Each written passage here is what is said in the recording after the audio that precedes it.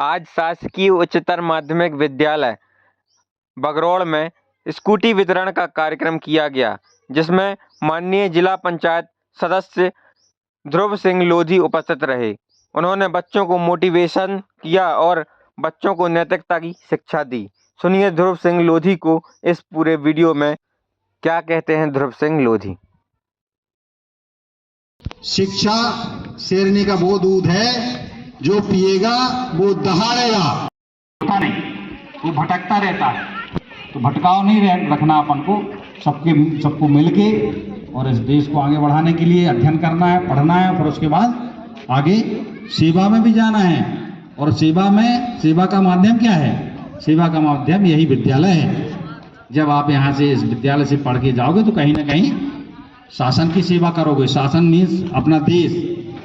सरकारी सेवा मतलब ऐसा नहीं है कि कोई चाकरी कर रहे हैं, चाकरी तो कर ही रहे हैं, लेकिन कहीं ना कहीं वो सरकार के लिए, और सरकार मतलब लोकतंत्र में जनता की सेवा, जनता के लिए, जनता के द्वारा शासन, लोकतंत्र की परिभाषा है। तो मिलकर कर्तव्य एक ही है कि हमको कैसे इस देश को आगे बढ़ाने के लिए क्या क्या करना।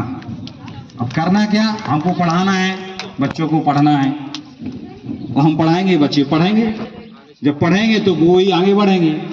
निश्चित रूप से यही इसी हायर सेकेंडरी स्कूल से लोग बढ़ेंगे। जब गुनौर के हायर सेकेंडरी स्कूल से, सरकारी गवर्नमेंट कॉलेज से और भोज जैसे मुक्त विश्वविद्यालय से बीएससी की परीक्षा पास करके कोई व्यक्ति डिप्टी कलेक्टर बन सकता है, तो हमारे बच्चे क्यों नहीं बनेंगे? वो भी बनेंगे, पर उनको चाहिए दिशा, मार्गदर्शन, प्रेरणा। हम प्रेरित करेंगे, दिशा देंगे। आप इन 100 बच्चों को प्रेरित करोगे, दिशा दोगे, तो निश्चित रूप से 10% रिजल्ट आपको ऑटोमेटिक मिलता है। किसी भी काम में हमेशा 10% रिजल्ट मिलने की संभावना रहती है। बजाय कोई भी काम करो, आप बुरा भी आप कम करोगे तो उसमें 10% चीजें मिल जाती हैं। कोई बुरे काम के लिए आप खड़े होगे, 10% लोग आपके साथ ऑटोमेटिक हो जाएंगे।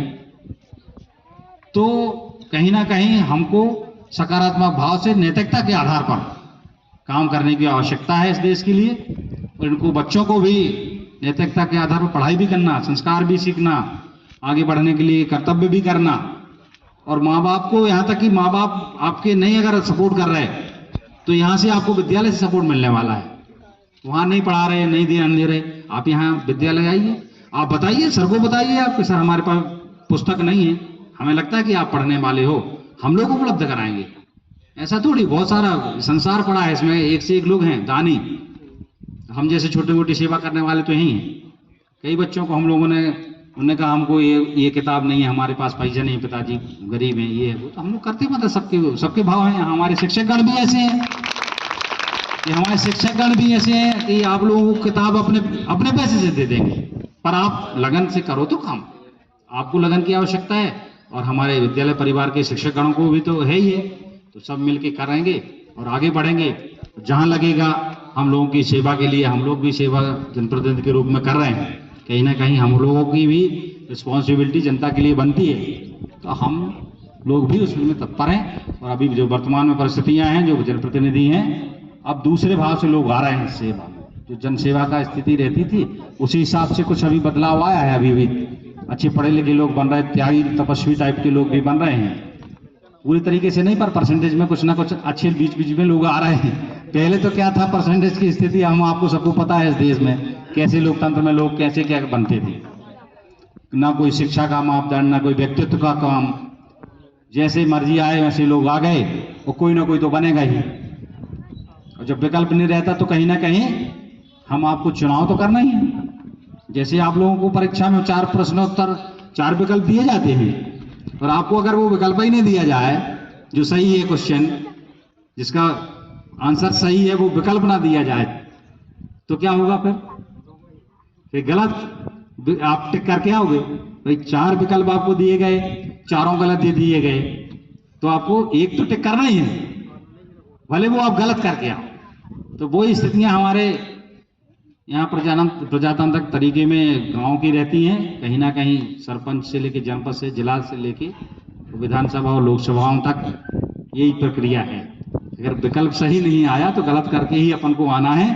ये जो कि प्रजातंत्र में प्रक्रिया है, करना पड़ेगा वो विषय राजनीतिक है, पर इधर शैक्षणिक विषय चल रहा है और शैक्षणिक विषय में यही है। अभी हमारे छोटे बच्चे हैं, इसमें से अगर अभी 9वीं 10वीं 12वीं के बच्चे आते तो उनको काफ़ी चीज़ें समझ में आती हैं, यहाँ से प्रेरणा भी मिलती। तो मैं आग्रह करता हूँ कि बच्चों को भी आना चाहिए ऐसे कार्यक्रमों में। 10वीं के एग्जाम चल रहे थे और 12वीं के भी सब एग्जाम। अच्छा, तो अभी छुट्टी चल रही होगी। अच्छा, चलिए वही मैं वही आग्रह कर रहा हूँ कि भाई आना चाहिए बच्चों को, इसमें ध्यान देना चाहिए अभिभावकों को। भाई आप लोग तो बैठे ही हो, भाई सरकार हमको आपको तो पैसा दे रही है, अपनी ड्यूटी कर रहे हैं हम। वही तो मैंने कहा था कि अपन नैतिक कर्तव्य करेंगे और अभिभावक करेंगे। भाई वो करें, हम बोल रहे हैं कि आप शिक्षकों बच्चों को भेजिए और आप भेजो, हम ना पढ़ाएं, तो हमारी नैतिक कर्तव्य में गड़बड़ी है और हमारी ड्यूटी में गड़बड़ी है। और अगर हम बैठे हैं तो आपको बुला रहे, आप नहीं आ रहे, तो आपकी गड़बड़ी है। तो मिलके काम होगा ना। भाई आप वहां से बच्चों को भेजो, हम ना पढ़ाएं तो हम जवाबदार हैं, और हम बैठे हैं पढ़ाने के लिए, आप नहीं भेज रहे तो आप जवाबदार हो ना। ताली एक हाथ से थोड़ी बजती है। तो इसमें काम करना पड़ेगा हम आपको सबको, क्योंकि और क्या साधन है बताओ। अब ये गरीब लोगों के कुछ बच्चे होंगे, कुछ मध्यम परिवार से होंगे, कुछ अच्छे परिवारों से भी होंगे, पर अगर इनके माँ बाप ध्यान नहीं देंगे तो कौन जवाबदार है? पहली पाठशाला तो माँ है ना, तो उनको कर्तव्य करना पड़ेगा। उनको जो है, हमारी मैडम बैठी हैं, शिक्षिका हैं, पर बच्चियां नहीं आएंगी तो क्या करेंगे? तो वो बच्चियों को भेजने का कर्तव्य तो उनकी माँ का है, उनके पिताजी का है। तो कर्तव्य निर्वहन, ये जो ड्यूटी रहती है वो दोनों तरफ से निर्धारित होती है और दोनों तरफ से नैतिक कर्तव्य। अब वो कहें कह रहे तुमको पैसा मिलता क्यों नहीं पढ़ाते? तो भाई जब आप भेजोगे तब ना पढ़ाएंगे। तो कानून की बात तो वहीं खत्म हो गई। पर नैतिकता का ये है कि सर प्लीज आप पढ़ाइए, हम भेज रहे हैं अपने बच्चे को। तो आपको भी लगेगा कि यार चलो सामने वाला आग्रह कर रहा है तो हम तो, हमारी ड्यूटी ही है तो हम करेंगे। नहीं भी इच्छा होगी तो समय निकालेंगे। ऐसे मिलके आगे बढ़ने का काम। स्कूटी का संक्षिप्त कार्यक्रम था और ये प्रमाण पत्र भी है बच्चों के, इनको मिलेंगे। और मैं चाहता हूं सभी से कि आप लोगों को भी प्रमाण पत्र लेने की इच्छा है ना स्कूटी का 12वीं में और 10वीं में भी मिलता है सर। 12वीं में इधर कक्षा 9 के कितने बच्चे हैं? 9वीं के बच्चे थे। अच्छा, हाँ, तो 9वीं के बाद क्या 10वीं 11वीं 12वीं 2-3 साल के अंदर तो अभी तो मन बनाना पड़ेगा ना कि स्कूटी चाहिए कि नहीं, है ना? आप लोग कितने बच्चों को स्कूटी चाहिए? इतने लोगों को? चलिए बिल्कुल मिलेगी। तो आप लोग को फिर इतने लोगों में कंपटीशन भी करना पड़ेगा ना, नंबर लाने पड़ेंगे ज्यादा, क्योंकि ज्यादा नंबर आएंगे तभी स्कूटी मिलेगी। ऐसे कम मेहनत में नहीं मिलेगी, है ना? तो हमको सबको मेहनत करना। और मैं इधर बच्चियों से ज्यादा बच्चों से आग्रह करता हूँ कि आप लोगों को विशेष ध्यान देने की आवश्यकता है। हमारी बहनें आगे हो रही हैं हर क्षेत्र में, मालूम है। अब देख लो, आप संख्या ही में देख लो, कम है ना? बच्चियां कितनी हैं? डबल हैं सीधे। और इनका कुछ नहीं रहता है, इनको गुटखा नहीं खाना पड़ता। आप लोग गुटखा सीख जाते हो, आप लोग गलत संगत में जाते हो। पर हमारी बेटियां कितने आगे बढ़ रही हैं और यही बन रही हैं, अब यही कलेक्टर एसपी बनेंगी। तो हमको कहीं ना कहीं इनके साथ चलने की जो आवश्यकता है। हमारी देश की जो बेटियां बहुत आगे बढ़ रही हैं, सेना में जा रही हैं, फौज में जा रही हैं, पुलिस में जा रही हैं, कहाँ कहाँ नहीं जा रही। अब रेपरा थाने में देख लो कितनी बेटियां पुलिस में है ना? तो आप लोगों को भी जाना ना कहीं, किसी को पटवारी बनना है, किसी को पुलिस में जाना है। और बेटियां हमारी जा सकती हैं जल्दी, इनकी लगन और इनकी मेहनत और इनकी उससे वो रहता है। और हमारे देश में तो देवियां हैं और उन्हीं ने देश चलाए हैं। पहले स्वतंत्रता संग्राम सेनानी रही हैं, तलवार उठा के लड़ाई लड़ी है। अब तो ये सब करने की आवश्यकता नहीं, पढ़ने की जरूरत है। पढ़ने की लड़ाई है, कंपटीशन है, उसमें आगे जाएंगे, हम अपने क्षेत्र में निकलेंगे। भाई पूरे मध्य प्रदेश में मान लीजिए 100 पोस्टें निकली महिलाओं के लिए, तो वो कहीं ना कहीं से तो भरे जाना है ना। तो हम भी चाहेंगे ना कि 100 में से हम 20 पे कब्जा करें। ये ऐसा हम आपको करना है। और बच्चे जो है हमेशा मन के सच्चे रहते हैं, बस उनको दिशा और दशा की आवश्यकता होती है, उनको मार्गदर्शन की जरूरत रहती है, प्रेरणा की जरूरत रहती है। कहीं ना कहीं प्रेरक भी होना चाहिए हमारे गुरुजनों को। उनको प्रेरणा भी ऐसी बीच बीच में मिलती रहनी चाहिए। बीच में एक आध सरफ आने का आध महीने में ऐसे बच्चों को बैठाल के सभा का आयोजन करके उनसे अपन क्वेश्चन कर सकते हैं। हाँ बिल्कुल, बहुत बढ़िया है। हाँ, तो उसका आप लोग लाभ लिया करो। शनिवार को सर बुलाएंगे तो आना है और बोलना है, बोलने के लिए बोलेंगे तो आपको बोलना है, वो डरने की जरूरत थोड़ी। हाँ, नहीं बोलना है अपन को, सर डांटेंगे थोड़ी, वो तो आपके लिए कार्यक्रम कर रहे हैं, आपके लिए पढ़ाने के लिए तो यहाँ ड्यूटी कर रहे हो। उनकी ड्यूटी ही एक है आप लोगों को बढ़ाने की और पढ़ाने की, तो आपको डरने की जरूरत नहीं है। पर परिवार के लोग बैठे हैं, गुरु हमारा परिवार का सदस्य होता है ना, तो ये इतने लोग बैठे हैं, ये सब हमारे परिवार के सदस्य हैं। अपने बड़े भाई होंगे, अपने पिताजी होंगे, अपने चाचा जी होंगे, उसी तरीके से ये लोग हैं। तो चाचा जी के सामने कभी डरते हो क्या? तो फिर बस इनसे भी नहीं डरना। पिताजी से जब कभी कुछ कहते हो ना, पूछते लेते हो कि बस नीचे को सर करते हो, पिताजी कुछ पूछते तो बताते हो ना आप लोग, तो आपको बताना है।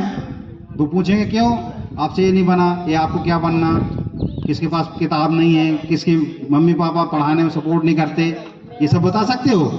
उधर ना जैसे हम आप परिवार के लोगों को नहीं डरते ना, तो ऐसे ही सब लोगों को नहीं डरना। डरने का विषय नहीं, वो तो हमारे लिए बैठे हैं, उनको इतना सारा सरकार भी पैसा दे रही है, हम लोग स्कूल आ रहे हैं, तो वो इसी उनका काम ही है आपको बढ़ाने का।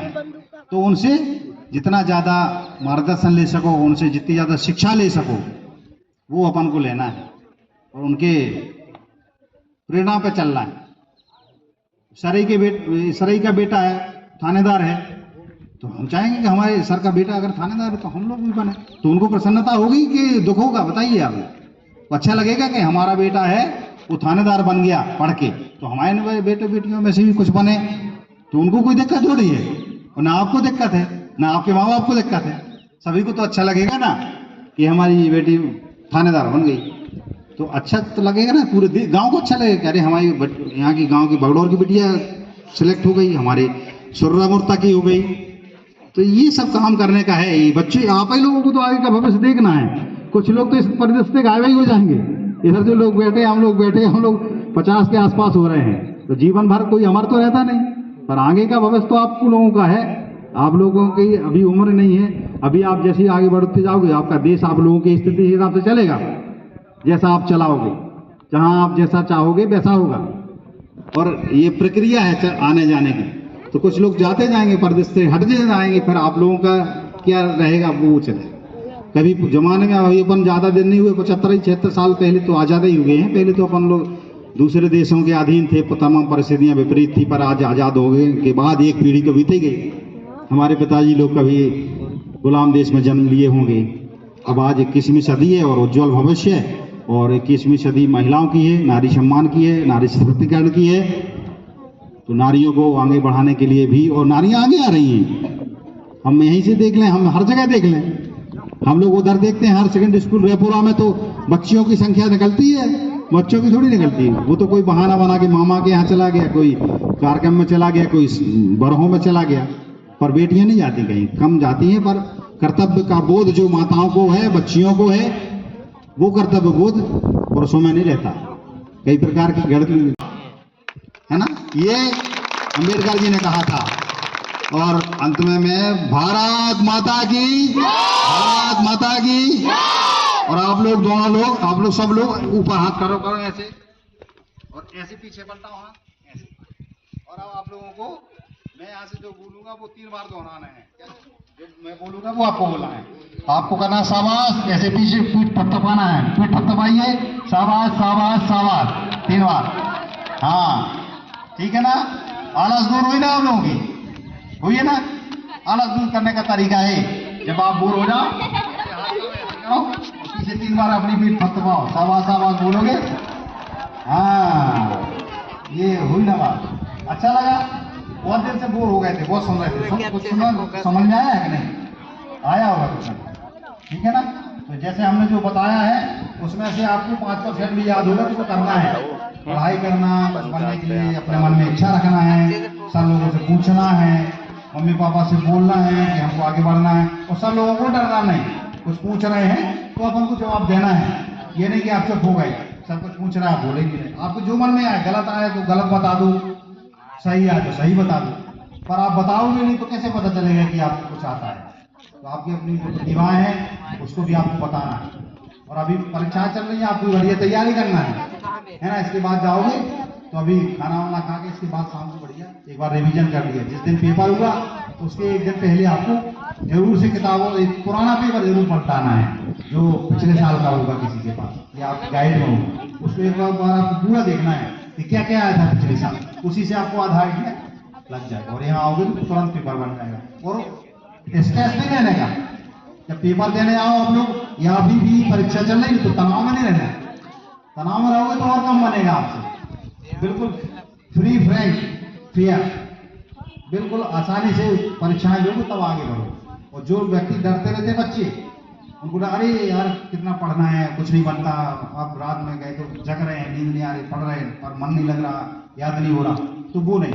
फ्री फ्रैंक और फेयर आप लोग बिल्कुल नॉर्मल वे में तैयारी करना है और फ्री रहना, टेंशन नहीं रहना है, स्ट्रेस नहीं होना चाहिए, बिल्कुल तनाव मुक्त अध्ययन करिए, पढ़िए और टॉप करके स्कूटी लीजिए, ठीक है ना। बोलो भारत माता की धन्यवाद, बहुत बहुत धन्यवाद। और इस विद्यालय में सभी शिक्षकों को, प्राचार्य महोदय को, बच्चों को बहुत बहुत धन्यवाद। भारत माता की जय, जय हिंद।